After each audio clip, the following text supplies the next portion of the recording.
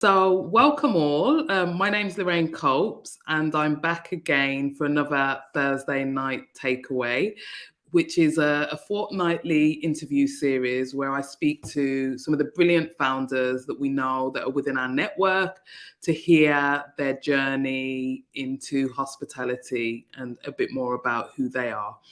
And so, I'm really excited to introduce or for someone to introduce themselves actually, that we've known for a number of years now and really enjoyed watching her journey and watching her flourish. And I'll hand over to you, April, to introduce yourself. Thank you, Lorraine. Yeah, so my name's April Jackson. I probably first hit the screens here as a candidate on The Apprentice many years ago. I then opened my first restaurant, Three Little Birds in Brixton. I went on to open a second in Clapham, which we since closed thanks to good old COVID and Brexit all in one. I since closed Three Little Birds in Brixton and relaunched Wood and Water, which is a take, we like to call it modern British with a Jamaican soul, which really translates to anything I want to eat. Keeping it seasonal, we do use as many British ingredients as possible, but keeping that spice and that flavor from my home, Jamaica. Nice, nice. And tell me, how long have you been in this sector in total? When did you say you first? So when I opened Three Little Birds, I had never worked in hospitality. I'd never had a job. So I would say I'm on my 8th year now. Wow, okay, that's a really good innings. And Yeah. And tell me, and so 8 years in, what brought you here? What brought you to the hospitality sector? What was the Everyone pull? says to do what you love when you want to do business. And I truly love Jamaica. I would not be who I am without having grown up there. And I love food. I love eating out. I love being a consumer. And I thought it would have been a great idea to blend those two passions into creating a space of my own. And really, coming to the UK at the time, Caribbean food was still very much takeaway, aside from maybe your Turtle Bays and your Rum Kitchens. And I felt that even with those places, they were still portraying an image of Jamaica that I personally couldn't relate to. And Yeah. I wanted to have my say. A lot of people here think that Jamaica is either a ghetto or a luxury vacation on the beach. And I didn't grow up in either of those environments. And I just wanted to kind of show more of the spectrum. We are more than just jerk. Yeah, for sure, for sure. And, tell me, when you joined the industry, were there any surprises that, perhaps weren't apparent from the outside looking in? I laugh because everything was everything was a surprise. I think one of the first things that really surprised me was staff. So I grew up with my dad in business, and we literally have people who work for us that have worked with us from before I was born. And Right. I saw that he treated people well, and therefore they stayed. And so I Yeah. thought that as long as I treat people well, they will stay. Mhm. Even before everything that we're going through now currently with the industry and employment, it's just not that kind of industry. A lot of people here Mm, view mm, mm. hospitality as the thing that you do while you're figuring out your life, or Yeah, your side hustle while you're studying. And it just means that it changes the nature of the game. I'm happy to say that my longest member of staff currently is 5.5 years. But I don't think that that's the norm. sure, sure. And so you talked to me about the surprises when you came into the industry, and you also touched on the fact that you love Jamaica and you love food. And so I'm just really keen to explore, understand a bit more about your thoughts of sharing culture through food. And what does that mean to you personally? The first thing that comes to my mind is travel, right? Like people travel Mm, for different reasons. I literally travel to eat. Like if I go somewhere and there's not enough to excite me through food, I'm just like, yeah, I'm not coming back. yeah, And I think same. that really speaks to also my belief in the power of food to share culture, right? I think that for me, it's just so universal. Like I find it strange if someone doesn't have a food memory or something that connected them through food. And it just means that in a world where I feel like there's the disadvantage of constantly dividing and like kind of identifying people's differences. Food is just a really powerful way to say actually there are so many similarities. With our food specifically, you know, you look at something like plantain, you can go across the continent of Africa and find different ways that different countries are using plantain, but then you can also go across the continent of South America, and it just, you know, we're all taking this one humble ingredient and just doing completely different things with it. I think that the beauty of fusion, and not fusion in a contrived way, but fusion in a way Mhm. that you pick and choose and refuse what inspires you, is something that you just can't really do with anything else. Yeah, yeah. No, I agree, and I hear you on that for sure.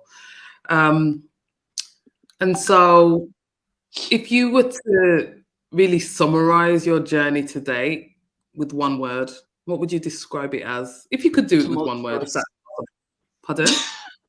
What did you think? Tumultuous. Okay. Do you want to It's a expand on constant up and down, that? like constant. Yeah, Yeah, emotionally, physically, like everything. yeah. How do you, after 8 years within the sector of that, continual up and down, how do you manage that? I think the reason why it's a little bit different for me in terms of lacking monotony is because I changed the brand, right? So the reason I changed Yeah, Three Little yeah, Birds was because COVID. So we didn't do deliveries in COVID, right? You have to yeah, remember that I had built a brand saying that Caribbean food is more than delivery and takeaway. So the idea of then telling my customers, oh, but by the way, here's some delivery, it just didn't sit well with me. yeah. I hear you. Also, I was pregnant with twins, so to be honest, I was using the time very wisely away from work. But I think what it came back to when we reopened was I went back to why I started, right? And why I Mhm. started was to kind of change the game in terms of the perception of Jamaican food. And Yeah, then by extension, Jamaicans. yeah, And I felt that Three Little Birds, whilst dear to my heart, and I loved what we did and successful on paper, it was just riding a little bit too close to what was already there. You know, I can tell you okay, why my curry goat was different from someone else's curry goat. But for someone who yeah, doesn't know Caribbean food, ultimately you're seeing the menu item and it says curry goat, right? It's the same thing. And to really break away from that and completely do something different that isn't available. But also it represented my growth because what we do at Wood on Water now, I wouldn't have been able to do it years ago. I didn't have the yeah, knowledge, I didn't have the skill, and I didn't have the confidence. So I think in terms of the 8 year sort of journey thus far, what I'm doing now is so different from how I started that like there is no monotony. That part isn't yeah, hasn't set in. yeah. That makes sense. Is there something or anything specifically that has facilitated that growth, or has that been you learning the industry, learning what works operationally, learning what you enjoy making? Like, what has kind of I supported think that growth? all the learning definitely contributed, but ultimately, if we hadn't had that time of lockdown, I don't think it would have happened, right? Because when you're just Really? every day just basically going from service to service and operating in a truly independent way. There is no secret investor partner like board that is kind of, you know, taking over the role. So you are constantly trying to just do everything day in and day out. You're open 7 days a week. There is no Mm, time to really step away and analyze yourself, see what's working, what's not working. And sometimes you get into a routine that is just so comfortable because it's what you know, yeah, right? yeah, That yeah. without the lockdown, I really don't think that I would have Mm, been able to change speed and had the confidence to do yeah. so. Yeah, yeah. And what you've said, like many that I have had a similar conversation with, whilst the pandemic had many devastated, consequences in many ways, it allowed many people, including myself and yourself, to stop, reflect, and really reimagine what the future could look like. And so a real huge positive that has come out such a difficult time. April, if I could ask you what some of your kind of biggest lessons have been in business to date that you would potentially share with someone who is at the start of their journey, or things that you carry with you moving forward, having walked the path that you have, would they be? I think the first one that comes to mind is perfectionism is just a lie, right? Mm, Like, I think when I got into this, I was very much all about the details. And that's not to say that the details don't matter, but going back to yeah, what we were saying about balance and like looking at the whole picture, I think sometimes it's very easy to get worked up about little things that really don't affect the end result, yeah, right? And sometimes I think that this pursuit of perfection then robs you of the ability, one, to not micromanage, like let people do what you've asked them to do, even if it's not exactly how you'd want it. But if your customers are still leaving happy, and if that's happening when you're not there, for example, my team sometimes will do 70% of what I would want. But if that mm, means that that 70% is making my customers still have their five-star experience, and it means that I'm not there so I can do other things, then I need oh, to be satisfied with that 70%. I mm, think also a thing like that I've had to kind of get used to is just not taking everything personally. Sometimes when mm, it's your business, your food, your like design, that you've put it can be really easy to kind of take things to heart and it has nothing to do with you. I think it's really mm, important to constantly have your like ear to the ground and know what the industry is doing, because sometimes things can feel like it's just you and can be isolating when in fact if you talk to your neighbor, it's them too. um, yes, I think it's really important to have friends in the industry, whether yeah, it's to just kind of have a soundboard or whether it's you run out of printer ink or like printer paper and you need somebody to go to. Um, but ultimately, even if you're creating something, I always say to my team, it's 100% a team effort, you know, like I could create great recipes, I could create great menus, but ultimately, if my team aren't going to plate it the way I want it plated, if the front of house aren't going to deliver it to the table with the level of service that I want, no matter how amazing you are, with all due respect, you yeah, can't do it. You just can't do it with other people. yeah. Yeah, no, I hear you. I hear you. Heavily reliant on people, right? Hospitality. And on that point, something that you mentioned earlier was around kind of the difference in culture that you experienced around staff retention. And I'm interested in your thoughts about UK hospitality and what you think needs to change to future proof the industry. I think a huge part of the issue kind of lies around culture. And Mm, as I said, the way hospitality is viewed as an industry, it's not, in my opinion, it's not seen as a profession. It's not seen as a career. You know, you go to yeah, Paris and there's a 70-year-old man waiting on your table, and he does so with pride because he knows that he has the experience, knowledge, and ability to do his job and do it well.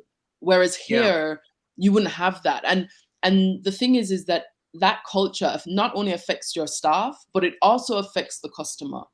For yeah, example, I love serving people. I enjoy it. I also like the fact that I can probably tell like really borderline rude jokes that other people would feel uncomfortable telling, and I get to laugh with my guest.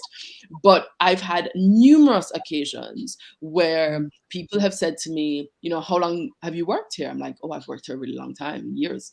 And they're like, oh, is this just what you want to do? And mm, I smile and keep it yeah, moving.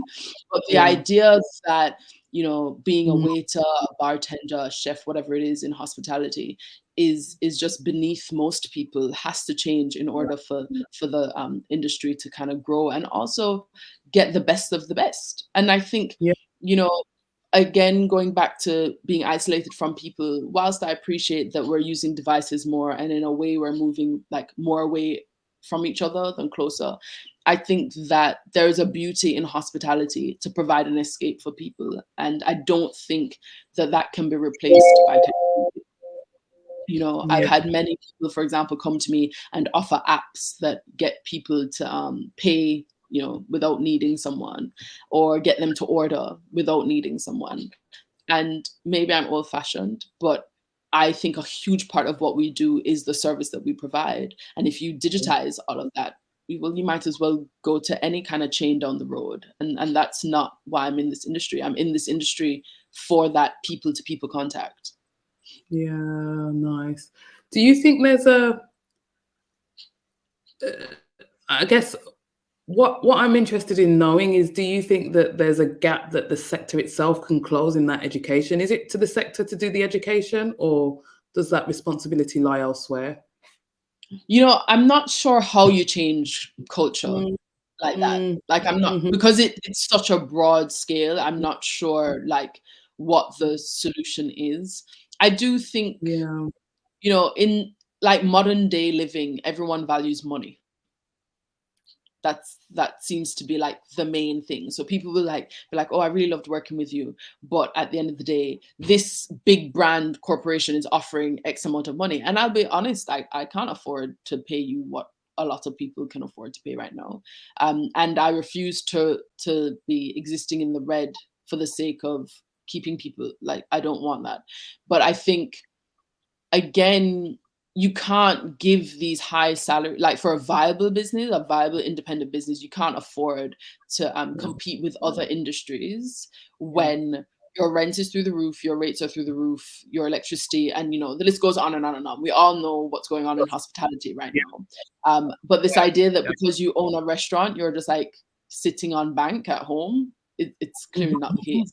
So I think, until we're able to perhaps provide a balance where you can compete with industries in terms of salaries, it's going to be Yeah, a struggle when everybody values money. You kind of have to, for me anyway, you kind of have to hope that you can reach out to people who value your work ethic and value that as their employer, you're working hard with them. But yeah, also there has to come a certain level of passion, because if you are just chasing the money, then you can probably get a stay-at-home job for and sure. not have to find your feet and earn more. So Yeah, I think also, perhaps when people, like consumers, see more and more places close, sometimes you have to lose something before you can appreciate it. And so then for that's so, the operator, it becomes a little bit of a time game, right? Like, you just have to hold out. You have to hold out to better days economically, but you also mm, have to hold out, because I do think that, for example, I went to get a pain au chocolat and a coffee near like where I study, and I wasn't attached per se to the place. It's a chain place, but it was closed when I mm, went back after the Christmas break. It wasn't there. I was just like, they didn't mm, tell me. I'm so confused. And sometimes I yeah, think it takes for you to experience not having what you're used to or what you enjoy, for you to then be like, actually, I yeah. value it. Yes. Yeah, no, I hear that. I hear that for sure. And so when you think forward and think about the future of hospitality, what are you excited about? What are you looking forward to seeing? I think things have to get better. Like, I Yeah. think everything is cyclical. And Yeah. so I'm looking forward to, when I just opened, for example, when I just opened Three Little Birds, you could not walk down the streets of Brixton without bumping into somebody. The street was just packed. If you didn't have, like, Mm, when you just opened it, if you didn't have reservations on a Friday or a Saturday, you didn't worry, because you knew that you were going to have that footfall, right? And mm, at the end of the day, right now, that's not what the yeah. landscape looks like. Yeah. So I Yeah. think, again, with a new brand, and I look around and I'm like, there is no way the universe brought me this far, made me do all of this growth, and produce something that I'm really proud of, to not Yeah. reap those rewards. Like, it has to come. And if it doesn't, boy. Yeah, yeah. No, I hear you. Tell me what's the future of the brand then? Because, knowing the, let's say, London landscape, UK wide hospitality landscape from a Black, Caribbean, African lens, there isn't another Wood and Water. Like, there's no other real comparable like for like brand business, which I think presents an opportunity. But I'm interested in what your hopes and dreams are for the future of the brand. Where do you want to take it? Um, a lot of people ask me if I want more locations. No. Again, when I started, I thought six would be a good number. I was just like, no, I'm like, Yeah, no, I just need one shop front, um, yeah, to do what we're doing, and yeah, to continue like taking up the space that we've created. In yeah, terms of growth, Lee and I always look to the bar scene. That's where he has most of his experience. And I think operationally, it's a lot easier when you don't have a kitchen. That's just the reality. It's a lot easier when you just have to focus on the bar. But I think, you know, in terms of personally, I hope to kind of continue to feed the seeds that we've sown. I don't think we've seen the benefit of it yet. So I hope to continue to have a voice in this space. I hope to, you know, the cookbook line, like that's kind of the direction. How do we now get into people's homes so that when they're not with us, they're still feeling like the spirit of what we do? Yeah, nice. Oh, I look forward to seeing that for sure. Sounds good.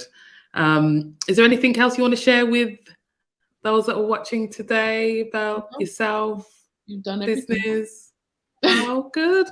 Well, we've got a last little segment, which is just a quick fire round, just so that we can get to know you a bit more personally. Sure. And then we'll wrap up. And so the first question for you is, what's your favorite smell? Ooh, lemongrass. Lemongrass. Oh, Yeah. lovely. Favorite season? Season. Yeah. Summer. Nice. I thought you might say that. What's your favorite word? What's your favorite word? My favorite word. Disingenuous. Okay. Favorite ingredient? Ooh, Scotch bonnet. Oh, always. Favorite color? Pink, bright pink, not no fenke, baby pink. Like, I'm gonna have to show you my coat. I've got like this really bright pink coat, right? Is it Ted Baker? No, it's not. Where did I get it? I bought it in the pandemic, actually. I can't remember where I got it from. Really? But what I do Because know they have a lovely, like, fuchsia bright pink, but the arms are too short for me. Oh, really? Yeah, I'm too long. You know, I wear bright colors, but when I wear it, I just feel like people are staring. Like, it's so bright. It's like, yeah, it's a lot. What's your favorite drink? As in wine or cocktail? Any drink at all. Oh, wow. Okay. I'll probably say fresh coconut water. Really? Okay. Yeah. Do you have a favorite wine you want to share? I love German Riesling. I don't like French Riesling very much. Cocktail wise, we do a pimento old fashioned, and it's like, yeah, Ooh, that's good. Nice. Super duper. Well, we've come to the end of the questions and the end of the interview. I just want to extend a big thanks to you for joining us this evening. It's always a pleasure speaking to you, and we will continue to stay in touch. Please actually just let us know where we can find you on the social media. Cool. So thank you, as always. I'm just happy to participate. All the socials are April J. Jackson. Super. Thank you very much. And for all of you, I will see you again in a fortnight's time at the same time, same place for the next Thursday night takeaway. Thank you for joining.